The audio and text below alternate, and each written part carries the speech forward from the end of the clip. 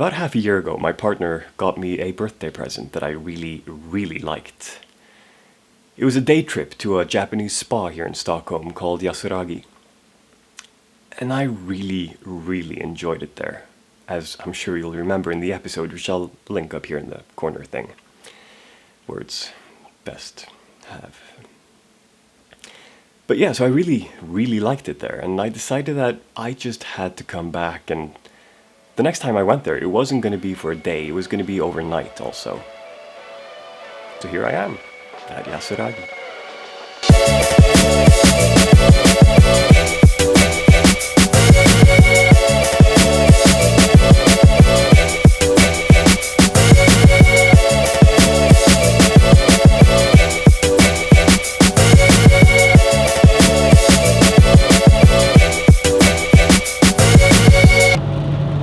24 hours later, heading back home from the spa. It was supposed to be a calm and relaxing weekend, and in many ways it was, but the first thing that happens after we check into our hotel room is that we hear news about a terrorist attack in Stockholm City, only about 7 or 8 minutes walking distance away from where I live, which kind of put a damper on things. I spent a lot of time thinking about whether to even talk about it here on the vlog. Because terrorism is such a tricky subject. You can't really make light of it. You can't joke around. And I don't really want this vlog to be dark or serious or anything like that. I want the two of us to have fun, you and me. So how do you talk about terrorism in a way that's uplifting or fun? It's a hard one. So here's what I was thinking. It's obvious to me that whoever did this terrible thing is an idiot. It's I don't think anybody's going to disagree with me there. And so it's going to be easy to just talk about what an idiot he is and how fortunate we all are not to be idiots like him. But that's not the way I want to do this either. Now here's what I'm thinking instead. The way I see it, the stated goal of any terrorism is to cause terror, It's in the name. And the way that it causes terror is by making us feel as if we're not safe, We're not safe in our communities, we're not safe in our habits, our routines, and the things that we do on a daily basis. That's terror, Not being able to live our lives the way we want. So how does terrorism accomplish this? Well, that's the scariest thing because it does so really easily. It does it by feeding into this human desire to separate us and not us, The us and them, the Christians versus Muslims, light-skinned versus dark-skinned, men versus women, old versus young, It's this division of people into groups, us and them. And I'm not buying it,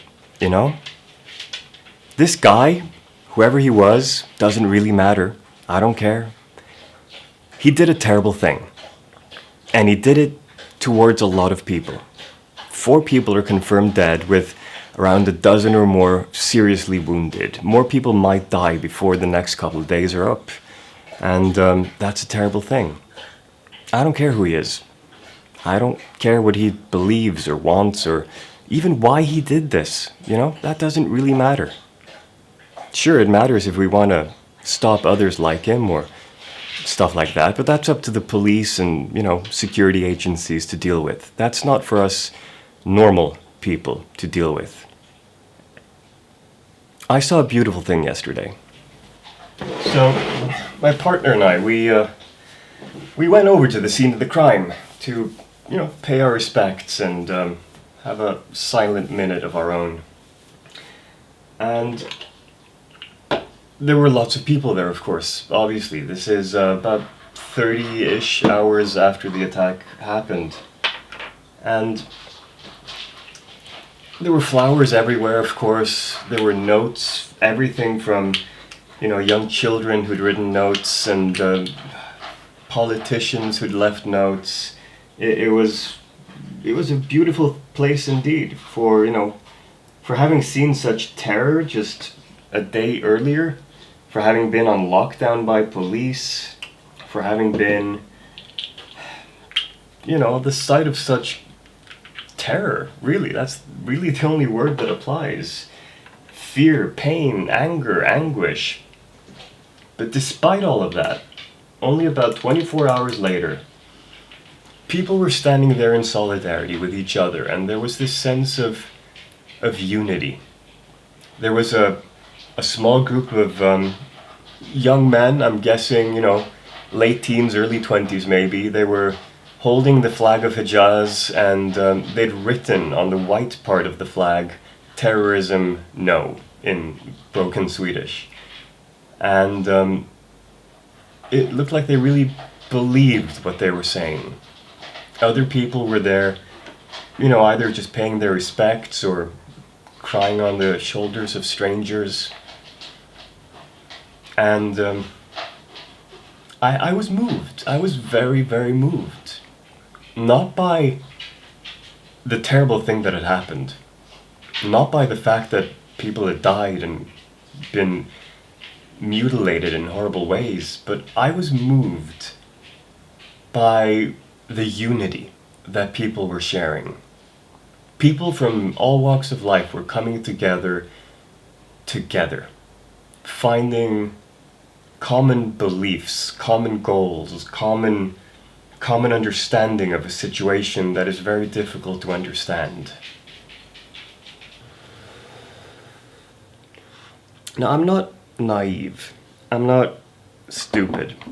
I know that there will always be people who do terrible things and try to exploit the fact that we live in an open society. We have freedom of press, freedom of opinion.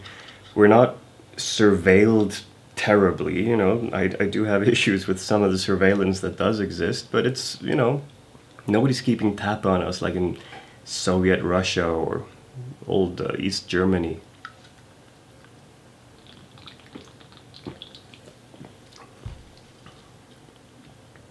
And that openness does come at a price. We accept that there are people who have other opinions than us. We accept and understand that there are people who will come to us and try to destroy our way of life. And to a certain extent, we have to let them. We have to let them try. And sometimes they'll succeed. But most of the time they won't. Most of the time they'll learn that openness, freedom, the liberal values that we base our society on, they win. They win out in the end. And most of all, we must just keep having compassion for each other and to an extent even for them.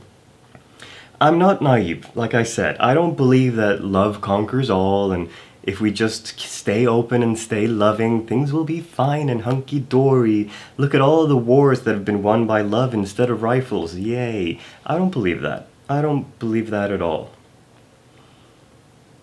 But I do believe in compassion. I do believe in genuine compassion. And I don't mean pity. Pity is something completely different.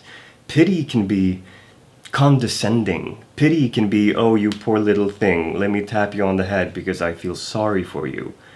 No, compassion is an acceptance of the equality and the interconnectedness of life. It comes from a place where you want to empower others. It comes from a place where you want to ensure that we can be strong and brave together, overcome our problems together. I think that over time, the Western world and its values, the values that I hold dear in many ways, will win. But it's a struggle. Hearts and minds are rarely won easily. And things like terror and the terrorist acts that we've seen over the past years, ever since 9/11, there's always been the most recent terrorist attack, wherever it happens, whether that be here in Europe or in America or elsewhere. These are the dying pangs of ancient ways of thought. This is them trying to stay relevant in a world that is beginning to realize their irrelevance. And they're trying to withstand change.